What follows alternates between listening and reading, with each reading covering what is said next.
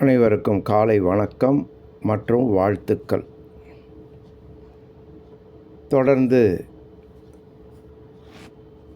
இந்த பஞ்ச பௌதீக நவகிரக தவத்தை செய்து கொண்டிருக்கிறோம். பலன்களை அனுபவித்து வருகிறோம். நம் உடலும் மனமும் ஒவ்வொரு நாளும் முன்னேற்றமடைகிறது. உண்மையான கடவுள் சக்தியை தவத்தின் மூலமாக முறையாக பெற்றுக்கொண்டிருக்கிறோம். மகரிஷி அவர்கள் ஒரு சிறப்பான வாழ்க்கை வாழ அமைதியுடன், ஆற்றலுடன், நீண்ட ஆயுளுடன் அனுபவித்து வாழ, நட்பு நலத்துடன் வாழ, தொண்டாற்றி வாழ அளவு முறை என்ற ஒரு வார்த்தையை பயன்படுத்துகிறார்கள். நாம் செய்யும் அனைத்து செயல்களிலும் அளவு முறையை விழிப்புணர்வுடன் பின்பற்றும் பொழுது இயல்பாக நமக்கு கிடைக்க வேண்டிய உடல் ஆற்றல், மன ஆற்றல் கிடைத்துவிடும். எனவே இந்த அளவு முறை என்கிற வார்த்தையை நமது வாழ்வின் கோட்பாடாக மாற்றிக்கொள்ள வேண்டும். அனைத்திலும் அளவு முறை. அப்படியாயின் ஆன்மீகத்திலும் அளவு முறை நிச்சயமாக வேண்டும். ஆன்மீகத்தில் அல்லது தவத்தில் அல்லது யோக பயிற்சிகளில் அளவு முறை மீறினால் அதுவும் மன அமைதியை கெடுத்துவிடும், வாழ்க்கையை கெடுத்துவிடும். ஒவ்வொரு நாளும் ஒரு முறை நன்றாக தவம் செய்துவிட்டால் போதும். மனதை அதன் மூல நிலையாகிய தூய்மைக்கு கொண்டு வருவதற்கு தவம் உதவும். பிறகு அந்த மனதை வைத்துக்கொண்டு நமது கடமைகளை செய்ய வேண்டும். அறிஞர்கள், முன்னோர்கள் அனைவரும் கூறுகிறார்கள், மனித வாழ்வின் நோக்கம் கர்மயோகமாகும். ஞான யோகம் அன்று, பக்தி யோகம் அன்று. கர்மயோகமே வாழ்க்கை நெறி என்று புத்தரிலிருந்து பல மகான்கள் கூறியிருக்கிறார்கள். அப்படி என்றால் கர்மயோகம் என்றால் என்ன என்றால் மகரிஷி அவர்கள் அதை கடமை ப்ளஸ் அறம் என்று கூறுகிறார்கள். மனிதனாக குழந்தையாக பிறக்கிறோம், பிறகு வளர்கிறோம். 16 வயதுக்கு மேல் சிந்தனை ஆற்றல் வருகிறது, கல்வி கற்கிறோம். பிறகு ஒரு தொழில் செய்து பொருள் ஈட்டுகிறோம். இதுவரையிலும் தொழில் செய்து பொருள் ஈட்டுகிற வரையிலும் நம்மை வளர்த்தது நம் தாய் தத்தை என்றாலும் சமுதாயம் என்று தான் கொள்ள வேண்டும். நமக்கு வேண்டிய உணவு, உடை, இருக்க இடம், அறிவு அனைத்தையும் அளித்தது சமுதாயம். எனவே சமுதாயத்தின் பங்கு மிகவும் அதிகம்.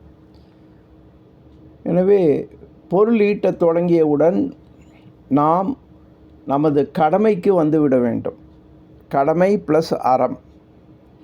வாழ்நாள் முழுவதும் இந்த சமுதாயத்திற்கு, நம்மை வளர்த்து ஆளாக்கிய சமுதாயத்திற்கு நன்றி உணர்வுடன் நம்மால் ஆன கடமைகளை செய்ய வேண்டும். அதை மகரிஷி அவர்கள் ஐவகை கடமை என்று கூறுகிறார்கள். முதலில் தன் கடமை. தன் உடல் மனதை சிறப்பாக ஆற்றலுடன் வைத்து கொள்ள வேண்டும். அதை வைத்து வாழ்க்கையை அளவு முறையோடு அனைத்து இன்பங்களையும் அனுபவிக்க வேண்டும். இது முதல் கடமை. நம் மனதுக்கு நிறைவு வேண்டும். பிறகு நமது குடும்ப கடமைகளை தவறாது செய்ய வேண்டும்.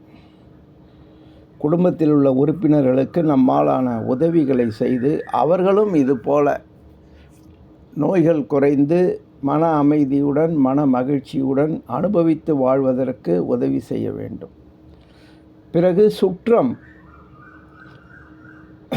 சகோதர சகோதரிகள், உறவுகள், இவைகளில் நல்லவைகள் தேவையில்லாதவைகளில் கலந்து கொண்டு இன்ப துன்பங்களில் கலந்து கொண்டு பங்கு பெற வேண்டும். ஏனென்றால் மனிதன் சமுதாயமாக தான் வாழ்ந்தாக வேண்டும். ஒரு திருமணம் என்றால் முழுக்க முழுக்க சமுதாய சம்பந்தப்பட்டது. எனவே சமுதாயத்துடன் நல் உணர்வு என்பது, நல் உறவு என்பது இயல்பாக அமைய வேண்டும். அதே போல் ஊருக்கு நம்மால் என்ன உதவ முடியுமோ, நமது வருமானத்தில் 10ல் 1 பங்கு, 100ல் 1 பங்கை உடல் ஊனமுற்றோர், விதவைகள், வாழத் தெரியாதவர்கள், இது போன்றவர்களுக்கு, முதுமை அடைந்தவர்கள், இவர்களுக்கு கொடுத்து உதவ வேண்டும். நிறைவாக உலகத்திற்கு வாழ்க வையகம் வாழ்க வளமுடன் என்று ஒவ்வொரு நாளும் எழுந்த பிறகு ஒரு 9 முறை வாழ்த்தி உலகை வாழ்த்துவோம். எனவே எப்படி பார்த்தாலும் கடமையை செய்ய வேண்டும் என்று மகரிஷி அவர்கள் கூறுகிறார்கள். அதற்கு இந்த தவத்தினை பயன்படுத்தி கொள்ள வேண்டும். தவம் நன்றாக இருக்கிறது என்ற காரணத்தினாலோ அல்லது வேறு காரணத்தினாலோ அதில் அதிகம் ஈடுபடக்கூடாது. அதில் அதிகம் ஈடுபட்டால் குடும்ப வாழ்க்கை வாழ முடியாது. ஏதோ தான் மட்டும் தனியாக எல்லாம் கிடைத்து விட்டது போன்ற தோற்றம் பெற்று மற்றவர்களை குறையாக காணும் பழக்கம் வந்துவிடும். இது முற்றும் உணர்ந்த மகான்கள் தான் அந்த தூய நிலைக்கு சென்றாலும் மீண்டும் வந்து சாதாரண வாழ்க்கை வாழ முடியும். மற்றவர்கள் எல்லோரும் பல்வேறு காரணங்களுக்காக மக்களை திசை திருப்ப முயலும் பொழுது, தன்னுடைய அனுபவங்களை கூறும் பொழுது அவர்கள் சமுதாயத்திலிருந்து வேறுபட்டு சமுதாயத்தால் தண்டனை அளிக்கப்படுகிறார்கள்.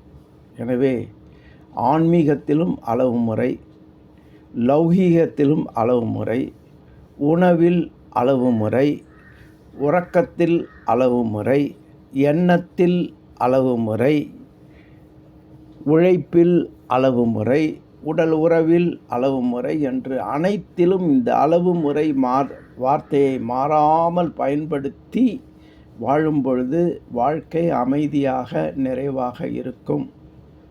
நாமும் அனுபவித்து வாழ்வோம் என்று கூறி நேரடியாக தவத்திற்கு செல்வோம். தவ ஆற்றலை குடும்ப கடமைகளை செய்வதற்கு பயன்படுத்துவோம். அனுபவித்து வாழ்வோம் என்று கூறி நேரடியாக தவத்திற்கு செல்வோம். வாழ்த்துக்கள்.